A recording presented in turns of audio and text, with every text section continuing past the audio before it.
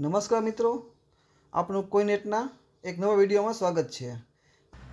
આજના વિડીયોમાં આપણે વાત કરવાની છીએ 5 રૂપિયાના સિક્કા વિશે, જે 2005માં બનાવવામાં આવ્યા હતા અને જાણીશું આ સિક્કાની કિંમત વિશે। ચાલો વિડીયો શરૂ કરીએ। સૌપ્રથમ આ સિક્કા વિશે વાત કરીએ તો આ સિક્કા 2005માં બનાવવામાં આવ્યા હતા। આ સિક્કા કોપર નિકલ ધાતુમાં બનાવવામાં આવ્યા હતા અને પ્લસ આ સિક્કાઓ સ્ટેનલેસ સ્ટીલ પણ ધાતુમાં પણ બનાવવામાં આવ્યા હતા।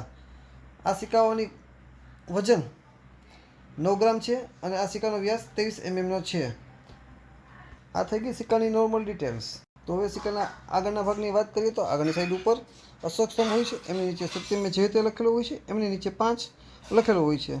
લેફ્ટ સાઈડની વાત કરીએ તો હિન્દીમાં ભારત એન્ડ રૂપિયા લખેલું હોય છે। રાઈટ સાઈડની વાત કરીએ તો ઇંગ્લિશમાં ઇન્ડિયા અને રૂપીસ લખેલું હોય છે।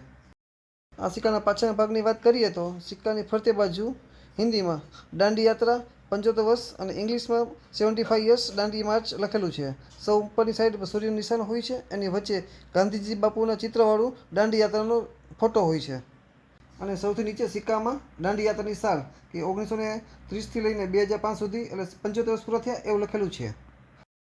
તો 2005માં આ સિક્કાઓ એક જ મિન્ટ માર્કમાં બનાવવામાં આવ્યા હતા, પણ આ સિક્કાઓ બે અલગ અલગ મેટલમાં બનાવવામાં આવ્યા હતા, જેમ કે કોપર નિકલ અને સ્ટેનલેસ સ્ટીલ। તેમાંથી સ્ટેનલેસ સ્ટીલના સિક્કાની વાત કરીએ તો તે સિક્કાની કિંમત 10 રૂપિયાથી લઈને 15 રૂપિયા સુધી છે અને કોપર નિકલના સિક્કાની વિશે વાત કરીએ તો 5000 રૂપિયાથી લઈને 15000 સુધી મળી શકે છે। તો તમે ચેનલમાં નવા છો તો કોઈને સબસ્ક્રાઈબ કરો અને વધુમાં વધુ લોકોને શેર કરો અને આજનો વિડીયો કેવો લાગ્યો તે કોમેન્ટમાં જણાવો અને તમારો સવાલ હોય તો કોમેન્ટમાં જરૂરથી જણાવો।